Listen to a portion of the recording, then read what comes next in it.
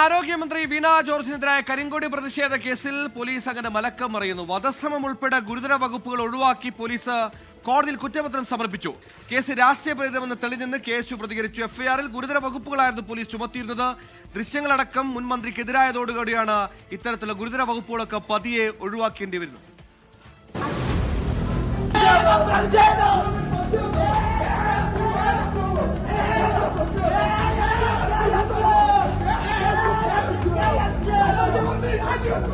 ഫെബ്രുവരി 25-നായിരുന്നു വീണ ജോർജിനെതിരെ KSU പ്രവർത്തകരുടെ കരിങ്കൊടി പ്രതിഷേധം.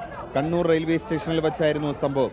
മന്ത്രിയായിരുന്ന വീണ ജോർജിനെ അപായപ്പെടുത്താനുള്ള കരുതിക്കൂട്ടിയുള്ള നീക്കമെന്നാണ് CPM നേതാക്കൾ ഇതിൽ പ്രതികരിച്ചത്. വീണ ജോർജിനെ മാരകായുധവുമായി ആക്രമിച്ചെന്നായിരുന്നു FIR. കേസിൽ KSU കണ്ണൂർ ജില്ലാ പ്രസിഡന്റ് അതുൽ MC ഉൾപ്പെടെ 5 പ്രവർത്തകരെ അറസ്റ്റ് ചെയ്തിരുന്നു. എന്നാൽ ദൃശ്യങ്ങൾ ഉൾപ്പെടെ മുൻ മന്ത്രിക്കെതിരായതോടെ കോടതി ഇവർക്ക് ജാമ്യം നൽകി.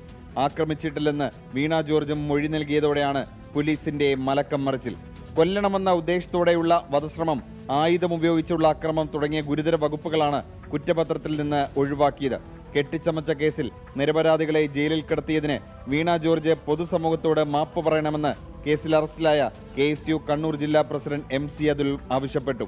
കരിങ്കൊടി പ്രതിഷേധത്തിനിടെ മുൻമന്ത്രി വീണ ജോർജിനെ വധിക്കാൻ ശ്രമിച്ചെന്ന കേസിൽ പുനരന്വേഷണം വേണമെന്നും KSU ആവശ്യപ്പെട്ടിരുന്നു. വ്യാജ പരാതി നൽകിയ വീണ ജോർജിന്റെ ഗൺമാനെതിരെയും നടപടി സ്വീകരിക്കണമെന്നായിരുന്നു ആവശ്യം. 24 കണ്ണൂർ.